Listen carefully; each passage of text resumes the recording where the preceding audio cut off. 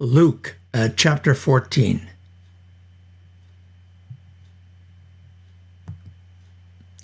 One Sabbath, when he went to one of the house of a ruler who belonged to the Pharisees, they were watching him. And behold, there was a man before him who had dropsy. And Jesus spoke to the lawyers and Pharisees, saying, "Is it lawful to heal on the Sabbath or not?" But they were silent. Then he took him and healed him and let him go. And he said to them, "Which of you, having an ass or an ox that has fallen into a well, will not immediately pull him out on the Sabbath day?" And they could not reply to this. How he told a parable to those who were invited when he marked how they chose the places of honor, saying to them, "When you are invited by anyone to a marriage feast, do not sit down in a place of honor, lest a more eminent man than you is invited by him. And he who invited you both will come and say to you, 'Give place to the man,' and then you will begin with shame to take the lowest place.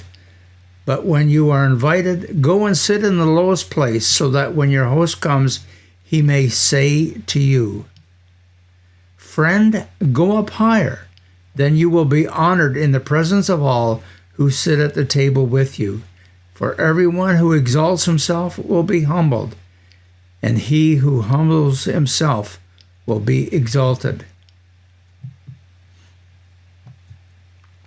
He said also to the man who had invited him, "When you give a dinner or a banquet, do not invite your friends or your brothers or your kinsmen or rich neighbors, lest they also invite you in return and you be repaid. But when you give a feast, invite the poor, the maimed, the lame, the blind, and you will be blessed, because they cannot repay you. You will be repaid at the resurrection of the just." When one of those who sat at the table with him heard this, he said to him, "Blessed is he who shall eat bread in the kingdom of God." But he said to him, "A man once gave a great banquet and invited many. And at the time for the banquet, he sent a servant to say to those who had been invited, 'Come, for all is now ready.' But they all began to make excuses. The first said to him, 'I have bought a field, and I must go out and see it. I pray you have me excused.'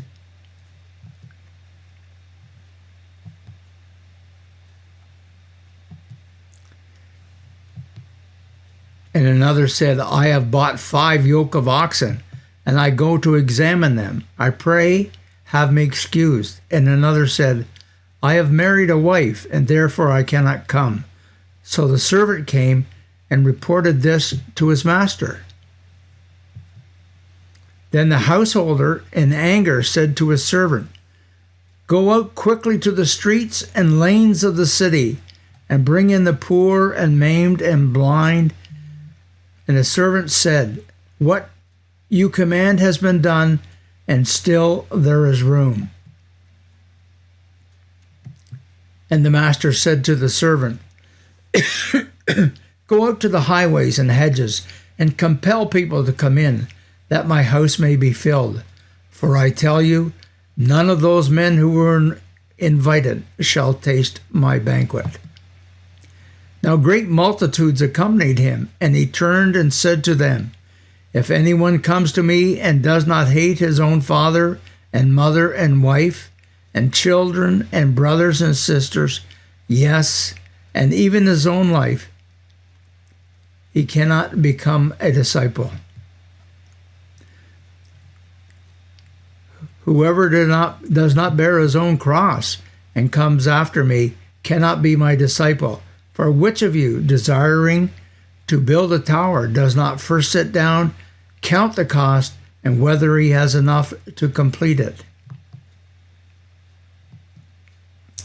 Otherwise, When he has laid a foundation and is not able to finish, all who see it begin to mock him, saying, "This man began to build and was not able to finish."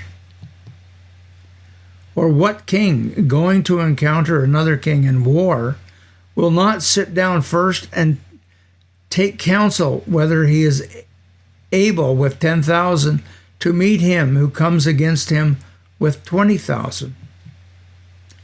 And if not, while the other is yet a great way off, he sends an embassy and seeks terms of peace. So therefore, whoever of you does not renounce all that he has cannot be my disciple. Salt is good, but if salt has lost its taste, how shall its saltness be restored? It is fit neither for the land nor for the dunghill. Men throw it away. He who has ears to hear, let him hear.